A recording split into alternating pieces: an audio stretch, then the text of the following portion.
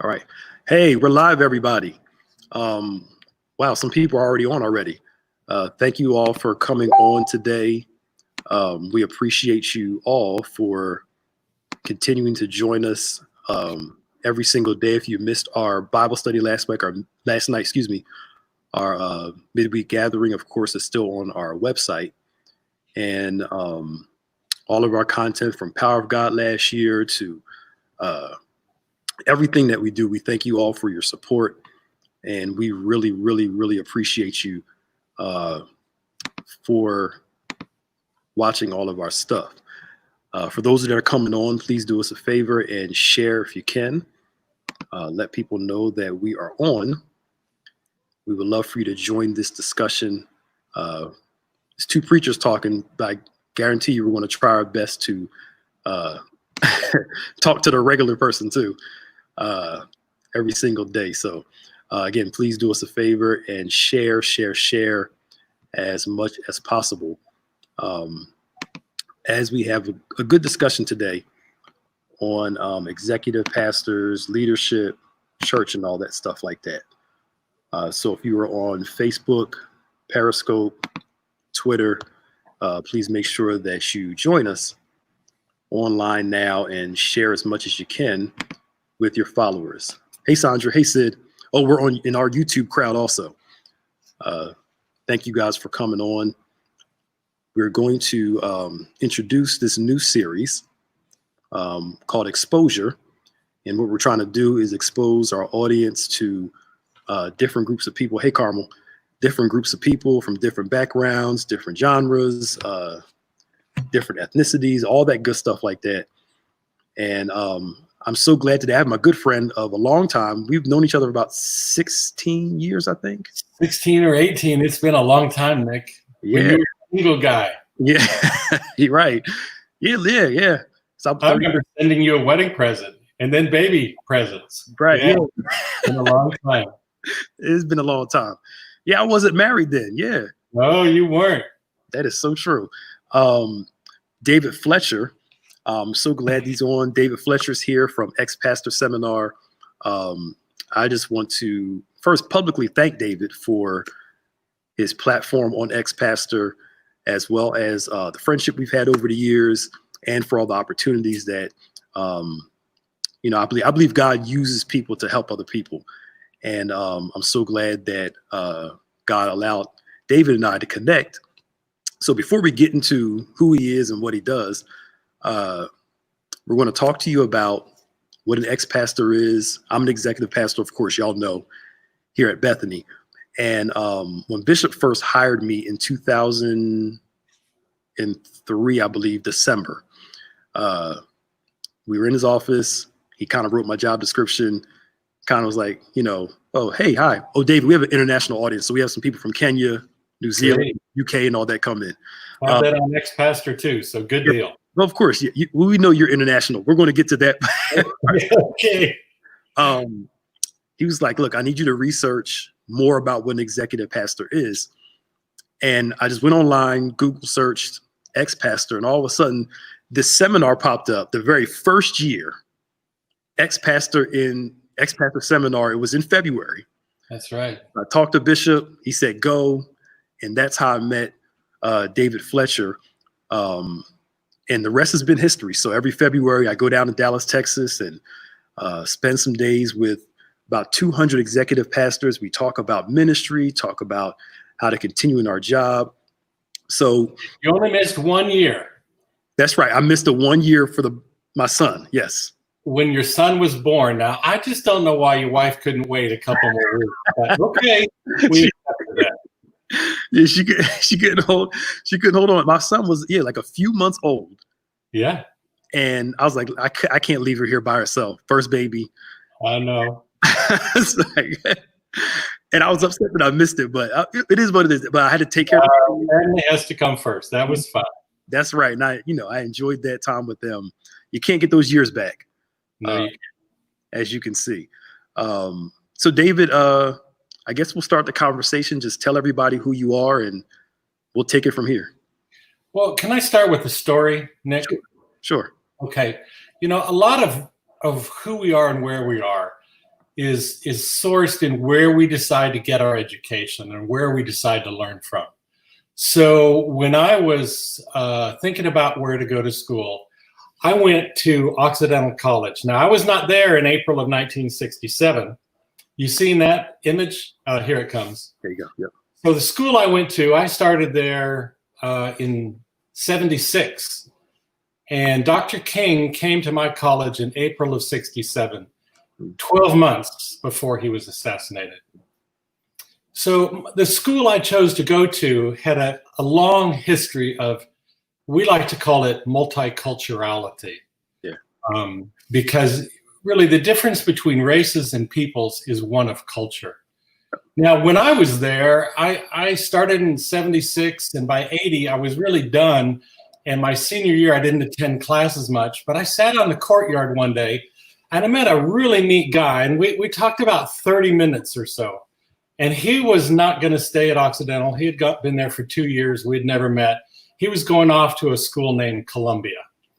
And I thought, man, this is too bad. We just had a really nice time. We really connected. He was a very passionate, motivated, driven guy. Do you know who I'm talking about, Nick? I did not know this. Of all these years I've known you, you've never told me this. Well, I don't tell the story very much. Wow. I mean, because it was just a 30-minute encounter with this guy named Barry Obama. Wow. And I had forgotten about it, but here's the really interesting deal is I remembered for years this encounter with this guy named Barry. So after Barack Obama was elected president, I talked to some of my old college friends. And they said, oh, yeah, we played spitball with him in one of the residence halls. And yeah, that Barry guy, that was now the president of the United States. Oh, yeah, he became somebody cool. Yeah. That's right. Well, and he was really cool then. But what I think it shows is, you know, it's kind of like, pardon the biblical image here, but when you entertain angels, you know, you're entertaining people unawares.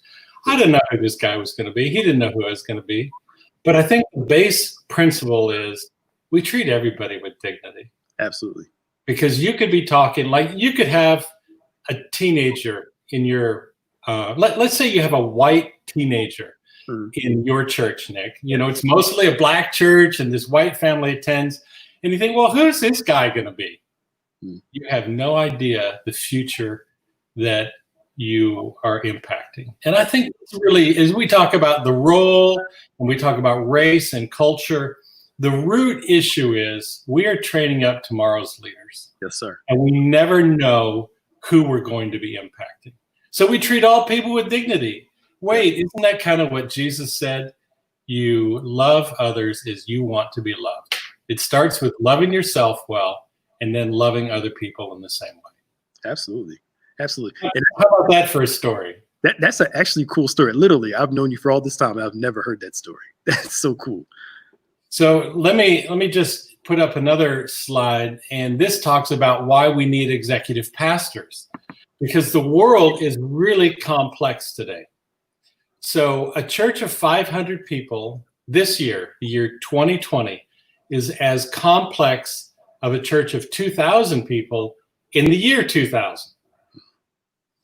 So that's to say, what we used to think of as a really big church in the year 2000, right? I mean, 2000, the church of 2000 was huge, and Bethany was utterly enormous in those years, right? I mean, just way beyond big. And now a church of 500 people in worship has the same level of complexity. Okay. So what are some of the complex issues? I mean, think of Bethany. You have HR issues, right? How about this one? Child safety issues. Yeah. Those have been around a long time. We just didn't talk about them much. I mean, there have been child abusers out there forever. Yeah. But how about this one that's new, just, you know, in the last 15 years, active shooters. Yep. It's in, you know, churches of all ethnicities. It's in churches of all sizes. Just a few miles from here, an hour-and-a-half drive, is Sutherland Springs Baptist Church. Oh, wow. Church of 76 people, and that's where 28 people were killed a number of years ago. Yeah. So then we have legal issues, and our society is so complex. Here's what Matt Brown said to me a couple of years ago. He asked a question, actually. He said, David, we just did a salary survey. So Matt's an editor at Christianity Today. And he's phoning me, and it's like, this is interesting. Why are you phoning me? He said, look, David, we just did our salary survey. And in churches of 500 people with $1 million budget, and there are a ton of churches like that, they have someone who's functionally in this executive pastor role. Mm-hmm. Why is that? And I said, Matt, that's a pretty easy answer, right off the top of my head. Complexity. Yep. Let's talk about your job, Nick. How much more complex is your job now than you first started it? Look at those eyes. Yeah. How much more complex is it? Yeah, actually, my job has expanded over the years, and especially during this pandemic. Bishop says I've taken over the offensive coordinator role. He's still the head coach, but I'm calling a lot of the online plays and with all of our online content. And you're right. Right there. Online content. When you first started, there was not such a thing. There you go. Yeah, no online content at all. Who knew Twitter, social media would take off like this? StreamYard, which we're using now to stream this. You're in Texas. I'm in New Jersey. But when I first started off, my role was limited to a certain space. Yeah. And then as the years went on and my capacity grew, the more responsibilities were given to me, the longer I've been in this position. Because like you said, the executive pastor role is more than, would you say it's more than an assistant pastor role? Assistant pastors are generally over one area.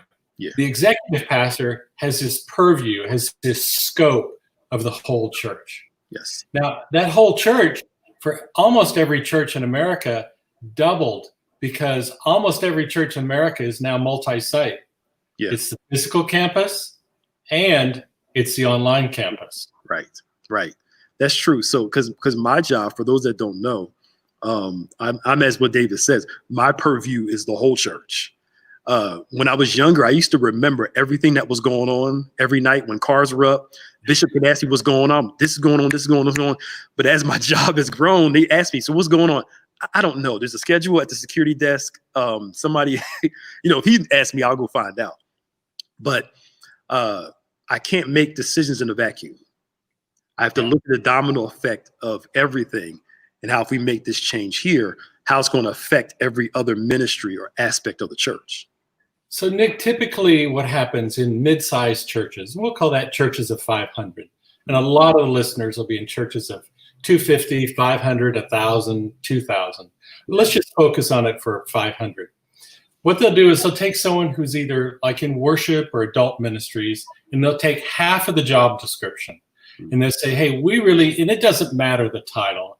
I mean, from the seminar, we have people with all sorts of titles in there. Yeah. But Shakespeare said, a rose is a rose, by whatever name you call it. Right. So you're looking at these functions of finances, staff management, strategy, legal issues, HR issues, just managing staff. Pastors are like herding cats, right? So wildly independent, and they really want to be in line with your vision of the church, but they also have their own vision. And so it takes a lot of work. And if you have one lead pastor who's doing all that, unless they're single and by the name of the Apostle Paul, they're going to burn out. Absolutely. Unless we don't value our families and the guy can work 80 hours a week. And that's just not a great way to raise kids. Yeah. Now we found a way to somewhat do that. Somewhat. Because we work a lot and find a way to kind of work some stuff out. But I get what you're saying in that context, that if you don't have help, you will quickly fizzle because you can't do everything. Well, because of the rise of the internet now, you can have someone at the back of the auditorium shaking your hand. Let's say you were preaching that day, Nick. Yeah. Bishop's out of town, you're preaching. And they say, oh, Pastor Nick, that was a great message. That reminds me of, I heard Tony Evans this week. Yeah. And what goes on in your head when you hear that comparison? Yeah. Like, interesting. Not in a bad way, but like, oh. Well, but they just compared you, Yeah. to this amazing superstar preacher. I mean, Dr. Evans is fantastic. Or they may say, somebody else, Bishop so-and-so. So what it's done in America is we've seen this rising tide of the quality of preaching due to internet preachers. Yeah. Because people are podcasting and, they're driving to work, and it's not the radio preachers of old. These are real Sunday messages. And so to be a good communicator nowadays can take anywhere. Let's talk study, preparation, and delivery. You have to count all of those. Yeah. That can easily be 20 to 25 hours a week. Oh yeah. Well, I know when I have to preach something, I try to start 7 days before. Yeah. And study for a whole week just to get everything together. I don't think we can present God's people with what we call a drive-by McDonald's value meal message. Something we worked on Saturday night or Sunday morning, or heard on the radio somebody else preach on the way to church, what people do. We call that plagiarism. Plagiarism. I just had a friend lose his job over that, by the way. Really? Yeah. Oh, they preached somebody else's sermon? Uh-huh. Oh, wow. And it didn't work out well for him. His board, it was an angry board, and he lost his job anyhow. It was kind of the reason, but they'd been angry at stuff for a long time. But now, Nick, if you're doing not just one message, but you're doing like a series of 12 messages, you have to do long-term prep time too. Yeah. And that may be like a whole week of just getting away with God. So now, if that's what our preaching pastors are doing, who's going to be doing all this other stuff of working with staff, of helping manage the church, working with a board, whether it's elders, trustees, deacons, whatever their title is? You have some sort of leaders that you're in relationship with, discipleship, training new leaders. We need help in the church, and that's really what the role is. The XP role is a complementary leader, different skill set often. You're one of the few who can preach really, really well. Not everybody does that. Okay. So most don't. So the role is really to help on all of these other things in the church, but not just as an assistant, but as a true leader. Absolutely. And yet I think part of my gifting is shepherding, administration, teaching, preaching. And what I noticed was different when I started going to the ex-pastor seminar. I'm used to that whole thing. And then I saw, wait a minute, there are some XPs, they just really manage. They don't do as much teaching and preaching. But you're right. Such a rose is still a rose. It's just a different function based off the person's. So like my teaching was more in the classroom in India, where I founded a doctor ministry program at Dallas Seminary, where I've been adjunct for like 1 billion years. And by the way, you know what the word adjunct really means? What? It's old. Used, but not really appreciated or known. Yeah. So, the teaching takes all sorts of different forms depending upon our gifts. And that's why I did the XP indicator, which is a pretty low-cost way of saying, hey, what am I good at? Yeah, yeah. And the thing is, I've heard you teach at the ex-pastor seminar, and you can teach. Now, I know you don't like to. I mean, I know you like to, but you know what I'm saying. It's not, you feel like you're. I was in California one time and preaching in a friend's church. And I just said to the people, it was a church of about 1,000 people, 2 services. I said, preaching's not my first gift. It's really leading. And this guy came up to me, and I so appreciate it. He said, man, if preaching is not your first gift, wow, that was really good. Well, that just tells me what they were used to. People generally like to hear me preach 1 or 2 weeks in a row. And then they say this, maybe our other pastor wasn't so bad. But I still remember the lesson you did years ago on Joseph and pride. Yeah. I can't remember what year it was. It was the opening session, I believe, on that Wednesday. And I'll never forget it. Because, he took an angle on Joseph that I didn't really pay attention to too much. Well, that's all based on the words that it was a full 2 years that Joseph remained in prison, even though Pharaoh's helpers were released. Yeah. Because Joseph wasn't ready. Mm-hmm. And he was in that cell. And Scripture's explicit. I mean, we really need to read the Bible carefully. I mean, it's not written by lazy people. It's not written by years of oral tradition. They wrote it down really quickly and then kept it really true to the text. And it said it was a full 2 years. And you have to say, why did the author, Moses, why did he include those words? Because Joseph wasn't ready. He was still the proud young man. And finally, when he realized, God, if I die here in this prison, somehow you're going to still fulfill all the promises that you gave to me. And that's where we need to get is, yeah, look, God, I don't know how you're going to do it, but it's all about you anyhow. So I might as well just give in now. Yeah. It was a really good message. I said, wow, David, I know you don't like it a lot, but it was really good. Yeah. So you're right. I look at my job, after this, I got to do a webinar to do some online giving stuff, a counseling appointment later, a class tonight, insurance phone calls this morning, and to be able to multitask. That's right. This is why I think I lost most of my hair at 38, to be able to multitask and to do the stress of all the work of ministry. One of my chief roles, I believe, is to help Bishop's job be easier. I don't want him to have to worry about certain things. So he can focus on doing the stuff that he needs to focus on, the bigger picture stuff. See, that's Acts 6. Now, the really talented men in Acts 6 are never called deacons in that chapter. Right. We get the verb where they were deaconizing the tables.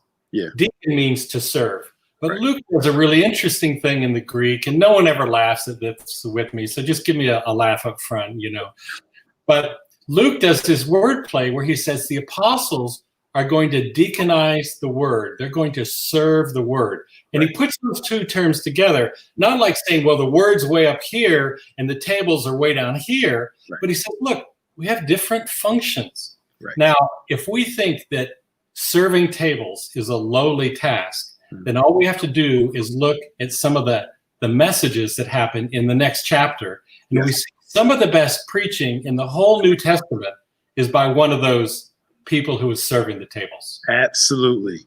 And didn't even I'm sorry, y'all, this is going to be a very nerdy discussion. So just stay with us through this thing. I'll try and keep it in the Bible at least.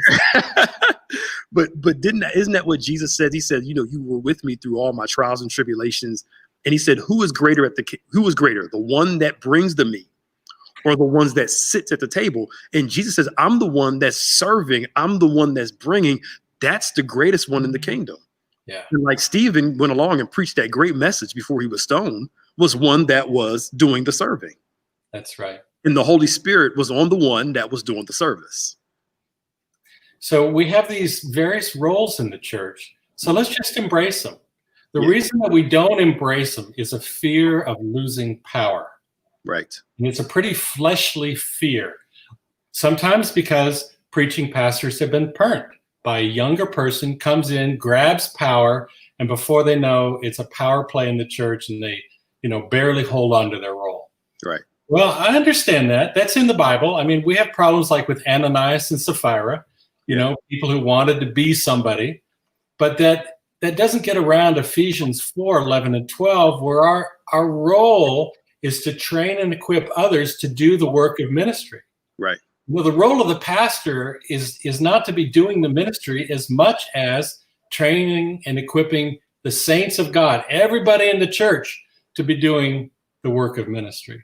Absolutely. So in the leadership functions, this XP role knows, hey, I'm going to be doing more other stuff than just preaching and teaching. I still may be doing that, but I want to free up that apostolic person to be focusing more on that. Otherwise, we're really not holding the value of the Word of God, and that's what we want to do. That's true. Yeah, that's to make it their job easier as much as possible. And you're right. And if everybody comes together to do their part, the ministry continues to thrive, mature, grow, and develop. Because if you don't have arms on your body, or a body below your neck, you're not going to be speaking for very long. So if we elevate this head speaking function so much, well, the body's going to be deformed. And we want a fully mature man and woman in this picture of the church. Absolutely. Absolutely. That's good. So, so that's kind of one of the overall roles of the ex-pastor. Now, Right. the seminar itself. Right. So how did you, how did that come into your spirit, into your mind? Sorry for my charismatic words, you know, Wow. how was that birthed into your spirit, you know? How did the leading of God lead you to start the seminar? Well, I have always been one to bring people together. I'm an equipper, right? And I love partnering with people like you and learning and growing together. So way back in 2004, the internet was still pretty young. I mean, you were a young guy using the internet, and I used Google Analytics way back when for the xpastor.org site. And I saw we had people like from, not just from Dallas where I was, but from New York and Tennessee and California. And they were all looking at this site, and we were just totally amazed, like, what is going on here? Yeah. So what I decided to do was I'd done a local one, and it filled up just like that for 10 people, just from the Dallas area. So we just said, hey, we're going to do this in February '04, and who comes? And we had 110 people come, and it surprised everybody. Mm-hmm. This is a picture of a later one. And we just come together and learn as leaders together in this role that was emerging. So the role of the ex-pastor was around in the 70s and the 80s and 90s, but it wasn't very big. Then about the year 2000, it exploded in a whole new way. The role of the senior associate pastor, which has some unfortunate initials of SAP, that began to ebb. And just the title. And titles began to change. And you get this executive pastor of ministries, XP of operations, executive pastor, chief financial officer, chief of staff even. That began to become more popular. And Nick, what I did was I began to use graphics just to show that everybody's invited. Right. Because as you know from the crowd, most of the XPs are white. Yeah. Last time I checked, I'm pretty white. Yeah. And, you know, it's just who I am. And I need to be comfortable in that. And we just need to talk as friends. But what I can do is I can promote multiculturality through graphics and through photos. Yeah. True photos, you know. So here's Errol Coner from Concord Church. There's a picture of this younger guy here. Look at this stuff on top here. Right, I had hair then. Right. Wow. And same thing with women. Very few women XPs. But what I try and do is, so like this was from this year. Yeah. I'm just putting forward Brian and Luke as two pastors. And as you know, we just don't make a big deal of race there, because I'm just trying to talk about leaders. Right. But what I can do, and I would say, like on racial issues, it starts in really small steps that I can do. Right. I cannot change America. I can change myself. Yeah. So when I was in that quadrangle at Occidental College in 1980, and I see this kind of interesting guy named Barry, hey, we just had a great conversation. Because it just starts right here. Right. So for the seminar, there's not a lot of African-American pastors. They're executive pastors. There's not a lot of Chinese American pastors. But I just want to bring them all together. And then for people who are qualified, have them be in places of leadership and on the platform. That's really huge for me. Absolutely. Because otherwise, you know, I'm just talking to myself about diversity and multiculturality, right? Yeah, yeah. And one of the things I appreciate about you, it's not like a token. Let me put a few of these up here for a splash for tokenism. It's a genuine, we need a diverse crowd. We always say it has to look like heaven. Heaven's a diverse place. Diversity of colors, all that. Yeah, so we've had Tim Samuel up in front of everybody, and he's an Indian American. But you're right, it can't be token. And I don't do it just to try and be hip. But look, you're a talented guy, and people need to hear from that. Yeah. I have a lot of Anglo XPs who are never on stage because I have a lot of Anglos in the audience. Yeah. And I'm trying to show that, look, God's kingdom is as diverse as God's imagination. So let's celebrate his imagination. Yeah. So it's cool. I love that purpose diversity because I mean, for African Americans, whenever we go into what they call a space or a place where it's only a few of us, it's almost like a natural gravitation to each other because we usually gravitate to where you're comfortable. Yeah. And you know, in African American tradition, you know, we see each other from a distance. It's always the head nod, which is the universal symbol for what's up. But I love it how even when with the space is still feels like it's open for all of us to connect. So now I'll put this back now. So now when we get together, usually me, Tim, like I said, who's Indian, and a few other people, we usually sit. You notice every year we sit at the same table. It's required every year, and it's like it's me, Tim, another African American guy, and the rest, you know, white. But I love it how we're all connected together.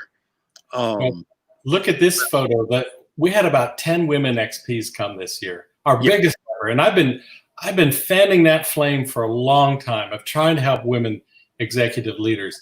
And the crazy thing is, they all sat together. Yeah. You got to sit where you're comfortable, but then we notice we start kind of spreading out and connecting with each other more. So let's talk to us. I don't know how far you can go into this. I know some of your peers may not feel, you know, are evolving in their beliefs about women in ministry.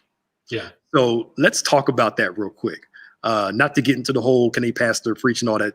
I don't want to jump into that fire right now. Yeah. But you're right. You are big at empowering women executive pastors. So kind of talk to us about that and navigating that in your context. So I went to Dallas Seminary, which is super liberal. Humor, Trace. I was about to say, like, when I went to Dallas Seminary, when I started off in 1980 in a 4-year program for THM, you couldn't have a beard, but you could have a mustache. Okay. You had to wear a coat and tie, and women could not be in the THM program. Okay. Wow. So I was like, wow. And I'm from California, right? Yeah. So I'm thinking that it doesn't gel with me, but okay, I'll get a good biblical education here. And they came along. Since then, they have women in the THM program and women professors. I never had a woman professor in seminary. I had a lot in college. So, because Occidental was a great school, you know, as I talked about earlier. So what I began to realize is I saw that women were not appreciated in church leadership. My own church, it's very hard for a woman to be a leader, and she never had the same title as a man. So I re-examined, what does the Bible really say about titles? Now, what I was taught in seminary is that all pastors were elders. Okay. Elders are men, and so that meant all pastors had to be men. But you know what? That's not the only biblical view. Matter of fact, the Bible never says that all pastors are elders. Otherwise, you'd have a lot more pastors on elder boards, which is actually what the Presbyterians tend to do. All their pastors are on the session. Okay. In my church, I was a pastor. I wasn't on the elder board. Yeah. So I began to examine kind of the biblical basis, and I realized, look, we have women who are shepherding. That's the root of pastoring. Men and women. So let's just get beyond our cultural stereotypes of male and female. Let's try and get back to some biblical functions. What are they really doing? Now, I help churches all the time where the men are pastors and the women are ministers. That's my title. Okay, as long as they're cool with that, but the women are doing really great ministry work. Absolutely. And so if they're doing that great ministry work, then shouldn't I be in a place of helping equip them as executive leaders? Yeah. And, you know, at the seminar and all around, I have churches from charismatic backgrounds, Pentecostal backgrounds. I'm not a Pentecostal. Yeah. I love those folks. I have folks who are so far to the right that they don't even fit on this screen. I love those folks too. Yeah. So my role is, in terms of coaching and helping people, is to help take them to the next level. Yeah. And that's what I've tried to do with women in ministry. So I asked the women this year, I said, hey, we did a women in ministry pre-seminar session. Was that good? They said, oh yeah, that was fantastic. And I said, do you want to see it track during the seminar or women in ministry? I'm just trying to get, what do you want?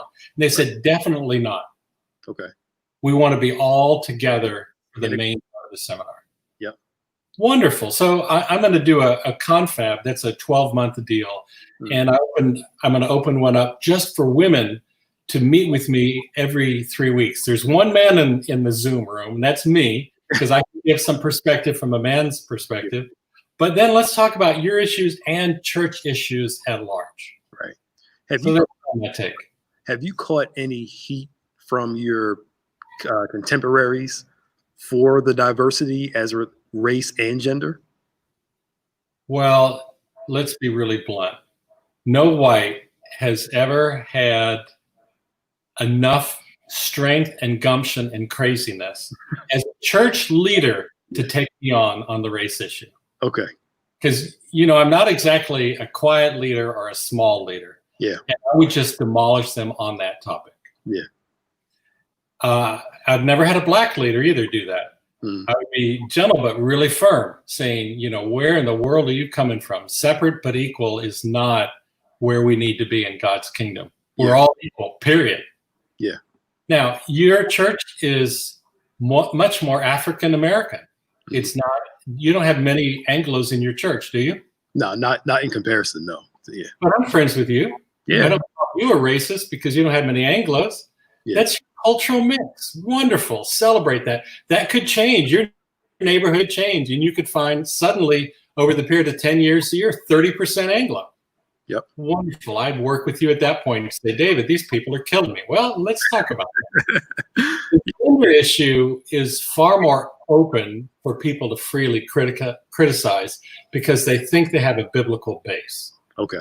Right? Because women, in their view, can't be pastors or elders. Right. That's great. So now let's talk about biblically, what can women do? Yeah. Interesting. Okay. There's incipient racism everywhere and incipient sexism. Yeah. When Adam and Eve fell out of the garden, all sorts of sins were released into the world, and we all, I'm sure I say things that just irritate you, Nick, and you're gracious enough not to call me on them. And I'm trying as hard as I can to be, just a part of God's kingdom. But we have these things in our culture that's the hard part of sin, isn't it? It goes way down deep into our culture. Absolutely. Absolutely. I remember the story that you told when we did when you, me, Tim, and I believe, what's the other guy's name? Mike. Yeah, Mike. Yeah.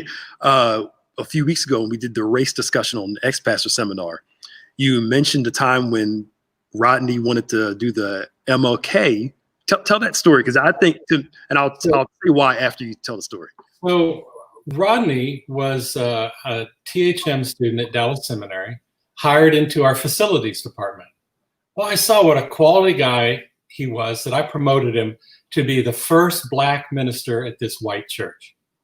And this church was good. There was no backlash. They loved Rodney from the beginning because he was quality. He was not promoted because of color, but this guy who had been a captain in the U.S. Army was really good.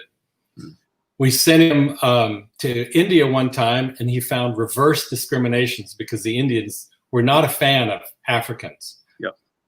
But the story you wanted me to tell was the MLK one, when they wanted to celebrate. Oh, yeah. So we had Rodney on our staff, and Rodney came to me and he said, David, of our 12 or whatever holidays there were, we don't celebrate Dr. King.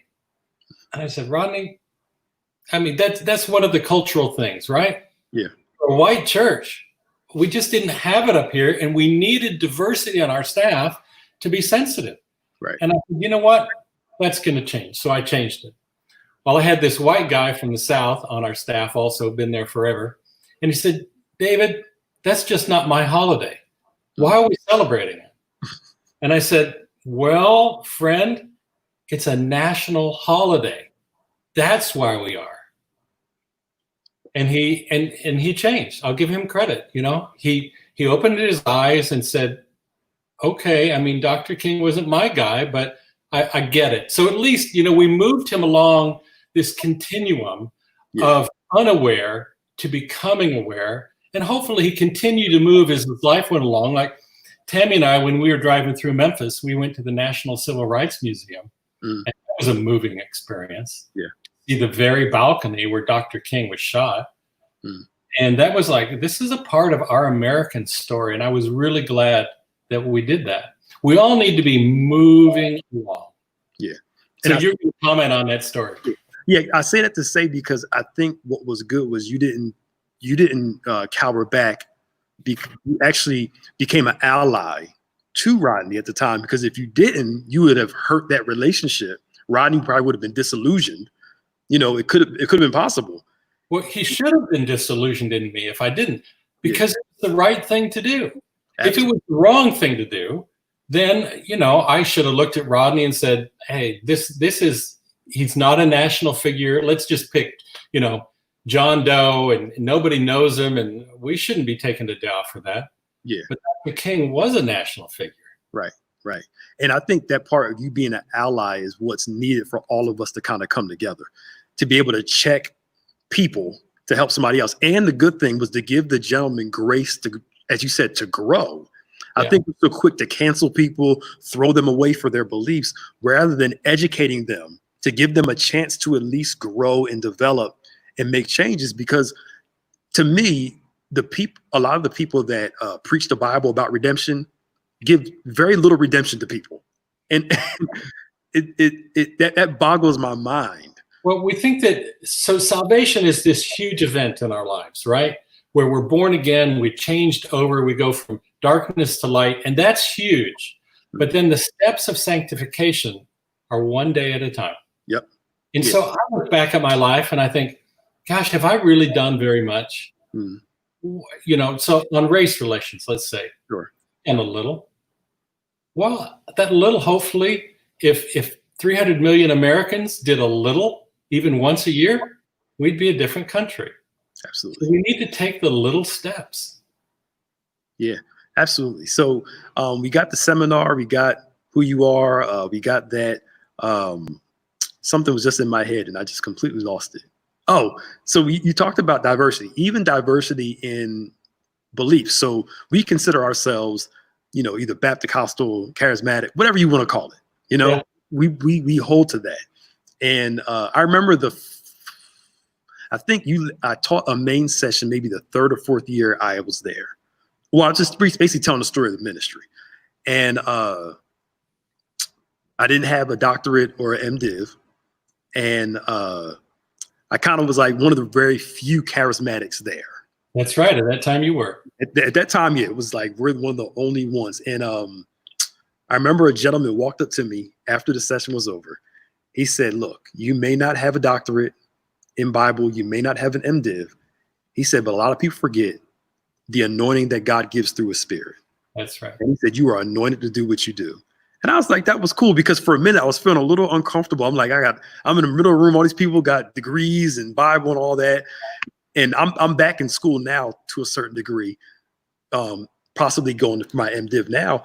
But it was cool to hear that from somebody else. And as we're seeing a diversity in denominational beliefs, Lutherans, all different type of Protestants, charismatics. I don't know if we have any Catholics coming, but I think we had a Catholic once. Okay. We had a Unitarian once. Yes. And she only came once because here's the bottom line that I do on doctrine is we are Christocentric. Yep. Jesus is the center of everything we do. And that didn't gel with her. I'm not making fun of them. That's just their stated position, right? Yeah. And so for you and I, look, Jesus is the center of our relationship. Yeah. We have some stuff at the periphery that may be different, and you're probably right on, and I'm probably wrong. But, like on anointing and how it happens and when it happens, we probably share a lot more than we really realize. Because I'm not a flaming anti-charismatic. It's just I've been for most of my life. Yeah. But Jesus is the center of who we are. Absolutely. So, man, let's celebrate who we are, because we're going to be together for a long, long time in eternity. Yeah, we have to live together. So, we get to live together. Right. So, but I like that because you had people come from Hawaii. Yeah. I think I met one guy. He came from somewhere in Asia. I can't remember where. Oh, we've had Malaysia, New Zealand, South Africa, Brazil, people from all over, as you know, the XP role has grown in those countries. Yeah, and you cap it at 200 normally. I do that just so that we have leaders in the room. You go to Catalyst. It's a wonderful event. I'm a big fan of all of the really big events of 4,000 people. Yeah. But you probably have like 200 leaders in the room or of XPs. So I just want to do an event just for them. So we're all talking to one another as peers. Yeah, and I like it. It's intimate, even though there's 200 people, and most of us, you have a lot of people that continue to come every single year, and I love that. We got a crowd of new people. Yes, we do. 40 to 50% of people have come just about every single year. You got it. That's right. And then the other 50% are new every year. Yeah. And that's cool. That's cool to see. So as we start to transition out, because we got about 15 minutes left, let's talk about what you do in the course of the year for ex-pastors and their churches. You run a lot of seminars and online content. Let's talk about the free stuff first. So okay. Pastororg has 1,300 free articles on how to lead and manage a church by over 300 authors. And I think you're one of them, Nick. I know you are on a video. You've done a couple of videos and probably an article too. So I like to give as much as I can away for free. Yeah. Because it's not about money. And I'm 60. Maybe I have 5 years, 15 years, at most 30 years. I'm going to be gone. Yeah. So I need to be giving everything away that I can, because I'm not taking anything with me, right? None of the material goods. Then we charge for some events. We have a bunch of courses that are like $75 a piece, and packages that are a much better deal on how to learn and grow to be a church leader, or how to hone your ability. Then we have the seminar. That's kind of pricey. And then we do consulting work. You know, I don't do a lot of that, but I do, because it takes a lot of time. It's kind of pricey. And then we do webinars, and that they're all in our webinar video library. We have about 75 of those online as well. Yeah. Let me see if I forgot anything, Nick. I don't always. Yeah, the workshops we also do. So we're going to be doing a workshop shortly on building and renovating churches. Okay. We'll probably do it first online because of COVID-19, and then next year we'll go live around the country with it. I love getting out, being in churches like yours, talking to folks, doing workshops. Yeah, that's cool. So y'all go to xpastor.org. It's a great site for those that aren't members here at Bethany, or if you want to, you're a member of Bethany, you just want to look at the stuff to see, kind of get an idea of what I do and what the rest of us do in other churches. Kind of check it out, and hopefully, if everything is settled, the seminar for next year is usually in Dallas. That's right. Always in Dallas. Yeah, always in Dallas. Another thing we do that's probably the lowest price in the country. For $49, we have salary data from about $325 million in church salaries. It's all anonymous, but it's sorted by size and by 4 major census regions of the country. It preserves anonymity that way. But that really helps people get a handle on, hey, are we paying our people fairly? Yeah. That's good. I like how you guys do all of that. And the seminar is good. We're there Tuesday night, all day Wednesday, all day Thursday. Yeah. I usually take advantage of the break and stay till Saturday, and come early Tuesday or Monday just to get some sleep. But it's a great seminar for executive pastors, and even senior pastors come too. Church administrators come.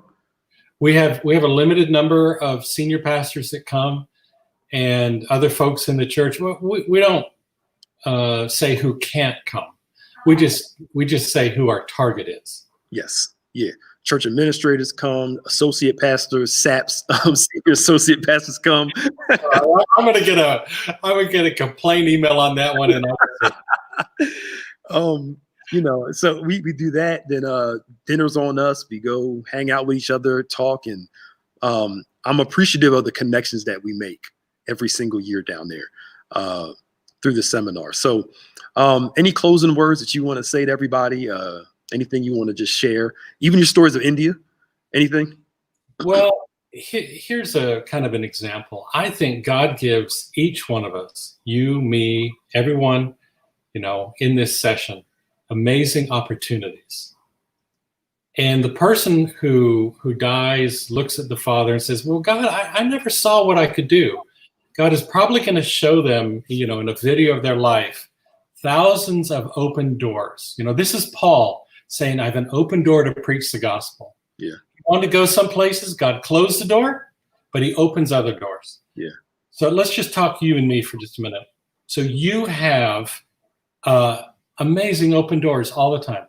So do I. So I had this open door. A friend of mine, the department leader of systematic theology, we were talking, we realized when Indians come to the United States, many of them, for education, many of them stay in the States and don't go back to India. Okay. And where's the bigger need for them as a leader? India. Yep. So we set out in this seminary that we've both been supporting for a long time to start a DMin, Doctor of Ministry program, and a PhD program. So we could train people to be leaders of seminaries and colleges and whole movements. And here's what we realized. If you brought one person to the United States in the Doctor of Ministry program, it would cost you $50,000 a year for 4 years. Yeah. Well, I mean, just think about it. It's cost of living, it's a car, it's an apartment, it's the tuition cost. I ran a program for 50 Doctor of Ministry students for $50,000 a year in India. Wow, cool. Yeah. And they all stayed in country. I just took the program to them. Yeah. Matter of fact, I could bring, because of the budget, world-class leaders like Gene Getz and Darrell Bach. So Darrell Bach wrote the commentary on Luke. Dan Wallace, New Testament scholar. Wayne Grudem wrote the systematic theology. Brought in a guy from who was Chinese, lived in Asia. By the way, he had a bad time with the Indians because there was discrimination. He just didn't like Indians. It was hard deal. Oh, wow. But we did all that, and we brought it. And I had actually more guest speakers there than in the classes I teach in Dallas because I had a budget for it. Okay. All that's to say is whether it's a big thing like that. I mean, how many people get a chance to found a Doctor of Ministry program? Yeah. Probably like 200 or less. Yeah. Or whether it's something of just teaching, serving in your church, serving in a gospel mission, serving in a teen center, a crisis pregnancy center. All of us are given so many opportunities and open doors if we're looking for them. Yep. Yep. And I appreciate you, David. You were open door for me. You opened me up to a whole new audience. And I really appreciate that. And I publicly thank you for that. Well, you're welcome. It's because God's given you a gift. Yeah. So my job is, how can I fan that gift? We first see that in the husband-wife relationship. The role of the man in the relationship, and the other way around, women, is to understand what their spouse is in terms of their giftedness. Yeah. And fan that is to encourage that, to help that person be everything that they can possibly be. That's one of the highest definitions of love. Absolutely. Because it's understanding who Nick is. Yep. And Nick, I don't get to see you very much. Yeah. But when I do see you, it's like, how can I help Nick go to the next level and be everything in this wonderful gift mix that God has given you? And that's a huge delight for me. Yeah. And I appreciate that. That's cool. See, I'm telling you, David is cool. I like him. He's got a California vibe to him. I wish I was in Hawaii right now. That's a green screen, everybody. I'm not there. Yeah. He loves. They're not moving. Right. He loves scuba diving. Oh, thank you so much for mentioning that. Yeah, First time, yeah. huge fan of scuba diving. That's right. I can swim. I would learn how to do it one day. Maybe we can go scuba or something. I don't know. But So, want to know one of the best things about scuba diving? What? You get to see God's creation and nobody talks to one another. There's no kids. There's no noisy kids. Nobody's bothering you. You just get to enjoy yourself. I love all those people. Love all our kids and grandkids. Yeah. But it's quiet underwater. You just get this Darth Vader sound of. The world is seeing how we talk. I'm so sorry for the world. That's okay. when we go to dinner or we have lunch or something like that, this is the coolest thing in the world. And so I appreciate you for coming on today. It's been a pleasure, Nick. Thank you for inviting me and talking about things that both of us are passionate about. Yeah. So where can people find you on social media? At Dr. Fletcher on Twitter. And then on LinkedIn, it's David Fletcher, or just type in ex-pastor. They can find that. I'm on Facebook. Anyone in America who I can at least identify, I will be friends with. I don't do it with folks who are outside of the United States anymore. Yeah. There's just too many people. Always. And then on ex-pastor, there's a contact Fletch at the top of the screen. I reply to all emails myself. Okay. And any way that I can help the local church. And if I can do it for free, all the better, through an email. And if I can't do it, if it, like, hey, help us solve our staffing issue, I'm going to say, look, if you want that much time out of me, there's a fee. But everybody gets a personalized email reply. Yeah. Yeah. Ever since you retired from executive pastor in the church. 35 years as a pastor. And then doing this full time, you look a whole lot more relaxed. It's like the weight is off you some. It just Bishop Evans is on the line. I don't want to tell you how more stress-free my life is, because you might get ideas, Nick. I don't miss the late night board meetings. I was in like 800 board meetings in my career. Yeah. That's probably spelled BORED. It's great to just help folks full time. That's really been a delight. Yeah, that's good. Well, thank you again, David. Thank everybody for tuning in. We hope you enjoyed this session. I know it was very church heavy. We laughed about a bunch of weird stuff, but hey, that's a part of our relationship. So you guys are on display. We thank you guys. We appreciate you. Next week, we're actually going to have Matt Bronner on to talk about editing, talk about being an editor at a magazine. We'll have an interview with him. So if you're interested in magazines, writing, editing, all that stuff like that, he's going to share with us next Thursday. All right. Y'all have a great day, and we'll talk to you soon. Bye.